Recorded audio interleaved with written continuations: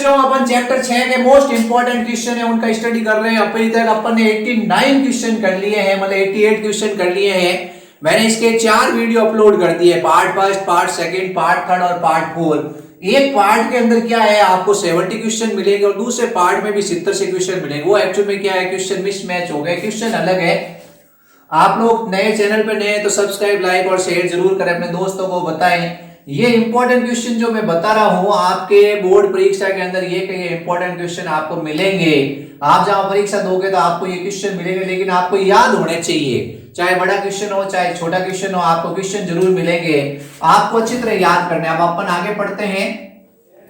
अगला सवाल है, और कोई बच्चा अगर मान लो रोज 8:30 बजे टेस्ट देना चाहता तो मेरे टेलीग्राम चैनल पे जुड़ जाए और वो रोज टेस्ट अटेंड कर सकता है।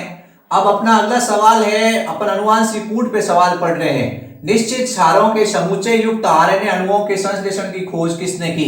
यानी अपन जानते हैं कि जो जेनेटिक कोड होते हैं, जेनेटिक कोड का क्या होता है, फिक्स समुच्चय होता है। उसकी वो समुच्चय कहां पाया जाता है? आरएनए अणुओं पर पाया जाता है। कहां पाया जाता है? तो ये सवाल आ जाता है, जेनेटिक कोड कहां पाए जाते हैं? आरएनए। इन अणुओं के संश्लेषण की खोज किसने की थी? तो एक भारतीय वैज्ञानिक हरगोविंद खुराना था। इसने क्या है, ये जो फिक्स जेनेटिक कोड्स है उनके समुच्चय की खोज की थी और इनका संश्लेषण है वो किया था। ठीक है, तो उत्तर हो जाएगा हरगोविंद खुराना, इसने इसका संश्लेषण किया था अनुवांशिक कूट का। अब सवाल आता है, जीवाणु से मनुष्य में कौन सा कूट फेनिलएलेनिन का कूट लेखन करता है? यानी कि ऐसा कौन सा कूट है जो सार्वभौमिक है? ये कहता है कूट की विशेषता, कूट सार्वभौमिक होते हैं यानी यूनिवर्सल होते हैं। चाहे जीवाणु होगा, चाहे पादप कोशिका होगी, चाहे जंतु कोशिका होगी, अनुवांशिक कूट होगा वो एक ही अमीनो अम्ल को कोडित करता है। जैसे यू यू यू, ये जो अनुवांशिक कूट है ये हमारे अंदर क्या करता है? फेनिलएलेनिन का कोडन करता है। और जीवाणु कोशिका में भी ये क्या करता है? फेनिलएलेनिन का कोडन करता है। यानी ये सार्वभौमिक कोड है। तो आपसे क्वेश्चन पूछा, जीवाणु में यू यू यू क्या करता है? फेनिलएलेनिन को कोड करता है, अमीनो अम्ल को। मनुष्य में क्या करता है? फेनिलएलेनिन को कौन कोडित करता है? You you you. तो ये कोड सार्वभौमिक है, ये विशेषता। एक क्वेश्चन और बनता है, सार्वभौमिक कोड का उदाहरण है। तो यू यू यू ये सार्वभौमिक कोड का उदाहरण है। एयूजी प्रारंभिक कोडॉन होता है, आप लोग जानते हो। तो आपसे पूछा कि प्रारंभिक कोडॉन का नाम एयूजी। तो जीवाणु से मनुष्य में कौन सा कूट फेनिलएलेनिन का कूट लेखन करता है? तो आप बताओगे यू यू यू, ये ट्रिपल यू याद रखना है। अगला सवाल है, मिथायोनिन। मिथायोनिन एमिनो अम्ल, या अगर फॉर्मिल मिथायोनिन भी हो सकता था। फॉर्मिल मिथायोनिन या मिथायोनिन है, उसका कूट लेखन कौन करता है? एयूजी। ये प्रारंभिक कोडॉन होता है, ये क्या करता है? फॉर्मिल मिथायोनिन या मिथायोनिन का कूट लेखन करता है।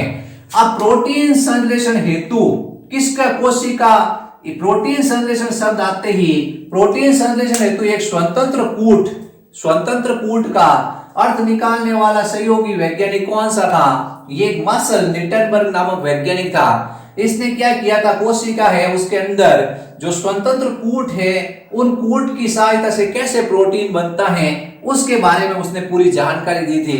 तो प्रोटीन संश्लेषण हेतु किसने स्वतंत्र कूट है उसकी विशेषता बताई थी? तो आपको बताना है मार्शल निटनबर्ग ने।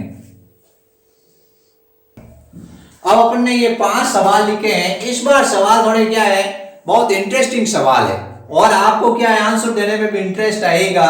या कोई वैज्ञानिक का नाम नहीं है, आपको दिमाग लगाना और आंसर देने हैं। पहला सवाल है, फ्रेम शिफ्ट उत्परिवर्तन में होता है। फ्रेम शिफ्ट उत्परिवर्तन का मतलब होता है ये, जैसे आपके पास रीडिंग फ्रेम है। Ram has read a book, Ram has read A READ read a book. ठीक है, अब यहां पे आर गायब हो जाए तो राम हैज एड ए बुक हो जाएगा। तो ये अर्थ का क्या होगा, कोई मतलब ही नहीं निकलेगा। या अपन कहते हैं Ram has read a book में क्या हो जाए, या और जुड़ जाए ए यहाँ पे, तो राम हाज रीड ए बुक। तो ये क्या हो गया, ये कोई मतलब ही नहीं निकला। तो फ्रेम शिफ्ट का मतलब होता है जो अपने पास में फ्रेम है वो बदल जाती है। कैसे? एकल क्षार का विलोपन हो जाएगा, हाँ, या एकल क्षार अधिक हो जाएगा, हाँ, या डीएनए में क्षारक में परिवर्तन हो जाएगा, बिल्कुल सही। तो उपरोक्त सभी, यानी किसी न्यूक्लियोटाइड के जुड़ने के कारण या किसी न्यूक्लियोटाइड के हटने के कारण क्या होता है, अनुवांशिक कूट बदल जाते हैं, उसको कहते हैं फ्रेमशिफ्ट उत्परिवर्तन। इसकी बीमारी का नाम सिकल सेल एनीमिया है। किसी न्यूक्लियोटाइड के हटने के कारण या किसी न्यूक्लियोटाइड के जुड़ने के कारण, हटना या जुड़ना के कारण क्या होता है, अनुवांशिक कूट बदल जाते हैं, इसको कहते हैं फ्रेमशिफ्ट उत्परिवर्तन।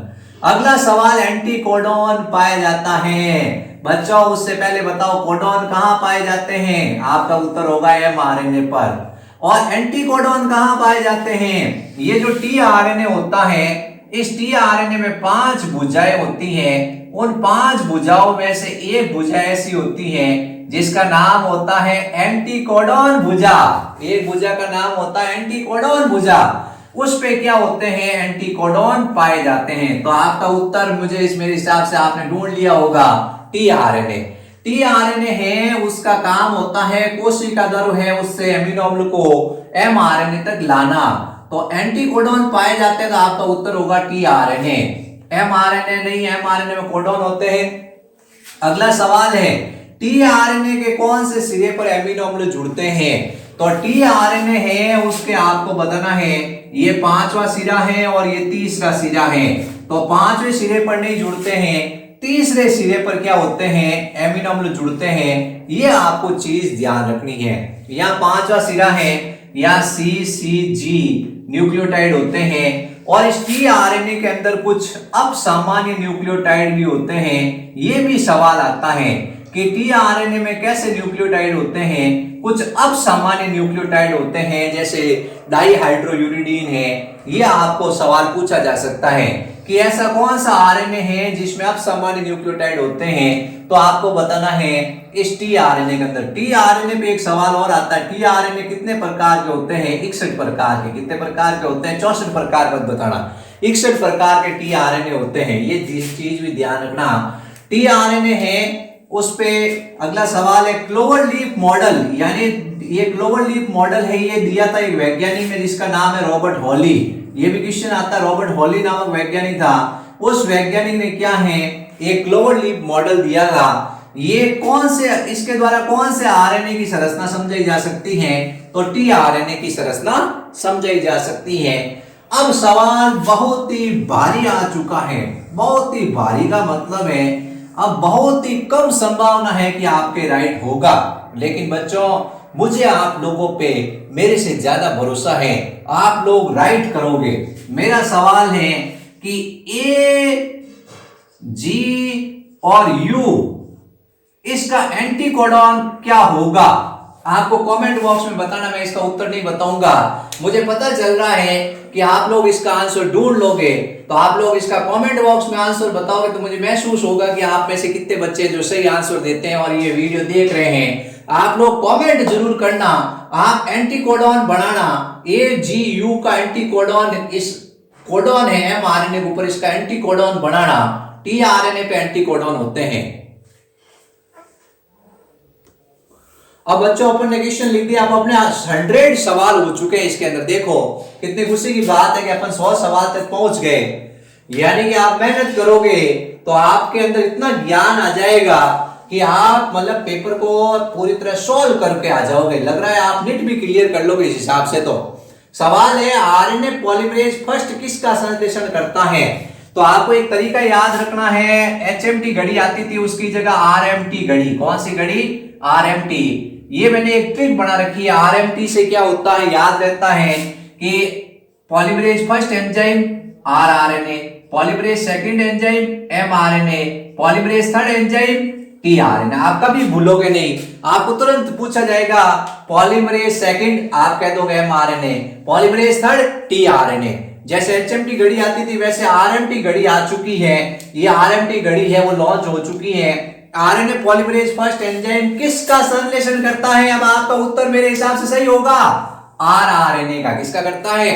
और मान लो अगर इसमें दो और याद रखना आपको, एक तो HNRNA और स्मॉलर न्यूक्लियर RNA, इनका संश्लेषण भी ये सेकंड करता है। ठीक है, तो अपने डीएफ में सवाल नहीं पूछा जाता, आपसे सीधा सवाल पूछा जाता, आरएनए पॉलीमरेज फर्स्ट किसका संश्लेषण करता है, सेकंड किसका संश्लेषण करता है, थर्ड किसका संश्लेषण करता है। ठीक है, अगला सवाल है सर्वाधिक जीन 2968 किस गुणसूत्र पर पाए जाते हैं? तो आपको पता ही है कि सर्वाधिक जीन पाए जाते हैं वो गुणसूत्र नंबर 1 पर पाए जाते हैं। इसका जीनोम सबसे आखिर में बना, ये भी एक सवाल बनता है कि ऐसा कौन सा गुणसूत्र है जिसका जीनोम सबसे आखिर में बना था 2006 के अंदर? उसका नाम है ये गुणसूत्र फर्स्ट, क्योंकि ये सबसे बड़ा गुणसूत्र है और उसके ऊपर सर्वाधिक जीन होते हैं। ये भी सवाल आता है सबसे छोटा गुणसूत्र कौन सा है? सबसे छोटा गुणसूत्र आपको बताना है वाई गुणसूत्र है, ठीक है। ये इतना छोटा है जो हमारे अंदर पाया जाता है। सबसे बड़ा जीन कौन सा है? सबसे बड़ा जीन हो गया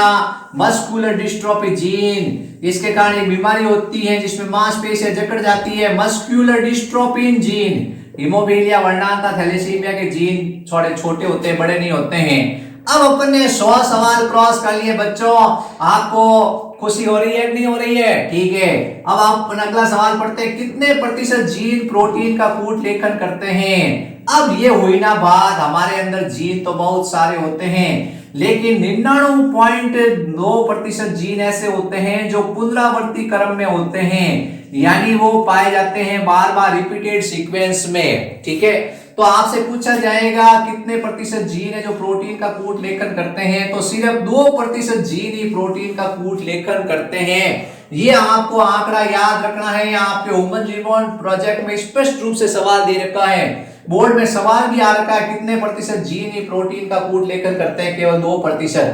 डीएनए अनुक्रम यानी डीएनए जो अनुक्रमक तकनीक है, डीएनए अनुक्रमक तकनीक को विकसित किया था फ्रेडरिक सैगर ने। इसने जो प्रोटीन संश्लेषण में काम आने वाली तकनीक है, जो प्रोटीन में एमिनो अम्ल का अनुक्रम निर्धारित करने वाली तकनीक है, उसको विकसित किया था। तो प्रोटीन होते हैं उसमें एमिनो अम्ल का एक अनुक्रम होता है, उसको निर्धारित करने की तकनीक विकसित करने वाले वैज्ञानिक थे फ्रेडरिक सैगर।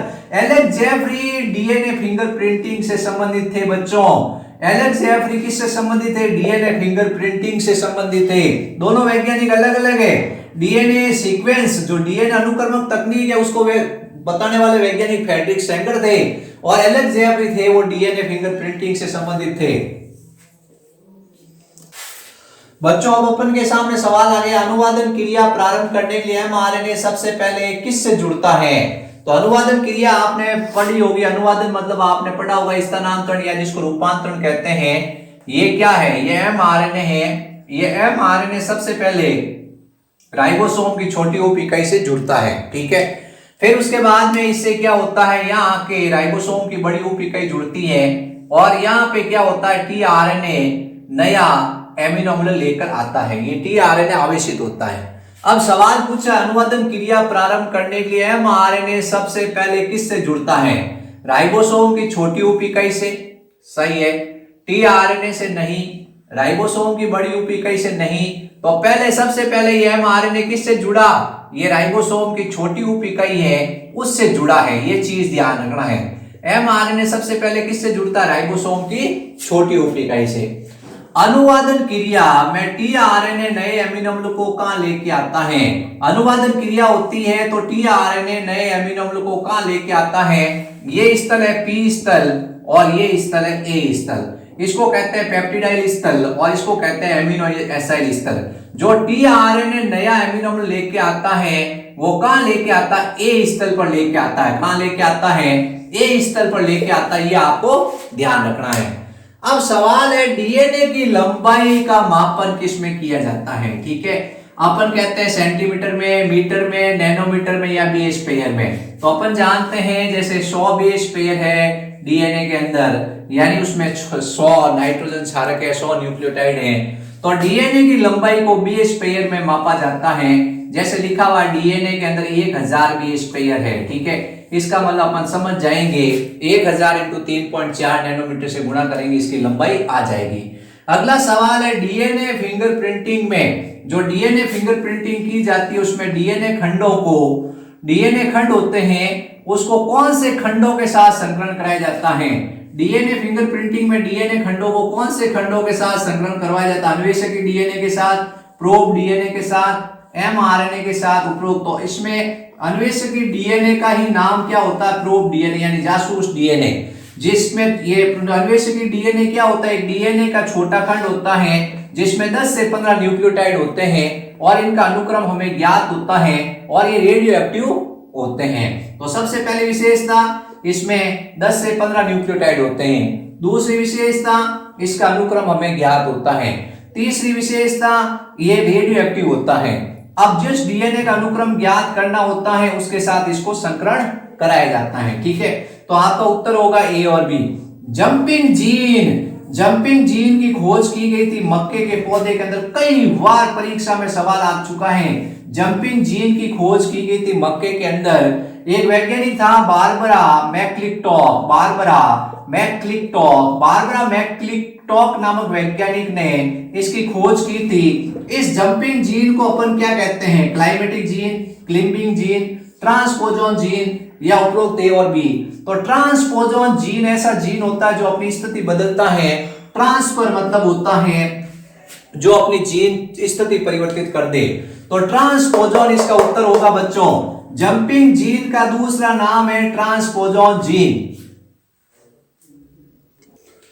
बच्चों अपन ने फिर 4 सवाल लिखे हैं। अब इसके बाद अपन एक लाइन के क्वेश्चन है उनके 40-50 क्वेश्चन या 30-40 क्वेश्चन का एक वीडियो बना देंगे। फिर अपने ये क्या हो जाएगा, चैप्टर है उसके सारे इंपॉर्टेंट क्वेश्चन पूरे हो जाएंगे। फिर अपन बड़े क्वेश्चन है वो आपको टेलीग्राम चैनल पे भेज देंगे, आप लोग प्रैक्टिस करें। फिर मैं सोच रहा हूं कि इसके बाद में अपन चैप्टर नंबर 2 और 4 के चित्र की प्रैक्टिस करेंगे। तो एक वीडियो अपन चित्र का बनाएंगे, जो 4 नंबर के चित्र आएंगे आपके बोर्ड के अंदर। तो एक वीडियो अपन चित्र पे बनाएंगे। तो आप कमेंट बॉक्स में लिखना कि आपके नेक्स्ट वीडियो आपको 8वें चैप्टर का चाहिए या आपको चित्र का चाहिए, तो मैं उस हिसाब से वीडियो बना दूंगा। ऑपेरॉन में दमनकारी का संश्लेषण करने वाला जीन है। जो ऑपेरॉन होता है उसमें दमनकारी जो प्रोटीन बनता है, दमनकारी प्रोटीन, उसका संश्लेषण करने वाला जीन होता है रेगुलेटर जीन। ये ध्यान रखना, ठीक है। अगला सवाल है संरचनात्मक जीन वाई। संरचनात्मक जीन 3 होते हैं। एक का नाम होता है जेड, एक का नाम होता है वाई और एक का नाम होता है ए। ठीक है, ये जो वाई जीन है वो परमिएज बनाता है। जेड जीन होता है जो बीटा ग्लैक्टोसाइडेज बनाता है और ये ए जीन है वो ट्रांस एसिटाइलेज बनाता है। ये आपको तीनों याद रखने हैं। जेड जीन होता है वो क्या करता है आपको बताना, बीटा ग्लैक्टोसाइडेज का निर्माण करता है। ये बीटा ग्लैक्टोसाइडेज क्या करता है, लैक्टोज के उपापचय से संबंधित है। फिर अगला सवाल है YAC BAC human genome project में क्या काम आते हैं? Yeast artificial chromosome, bacterial artificial chromosome, ये दोनों क्या करते हैं, वाहक के रूप में काम आते हैं। इनके अंदर क्या किया जाता है, कोई भी उपयोगी जीन स्थानांतरित कर दिया जाता है या उपयोगी डीएनए स्थानांतरित कर दिया जाता है और उसकी प्रतिकृति तैयार की जाती है, तो ये वाहक के रूप में काम आते हैं। ठीक है, अब मैमेलियन क्रोमोसोम होता है वो भी ह्यूमन जीनोम प्रोजेक्ट में वाहक के रूप में। अब लैक ऑपेरॉन किस में पाया जाता है? लैक ऑपेरॉन आपको पता है जो लैक्टोज उपापचय है उससे संबंधित होता है और ये ई कोलाई नामक जीवाणु के अंदर पाया जाता है। तो आपको बताना है जीवाणु कोशिका के अंदर पाया जाता है।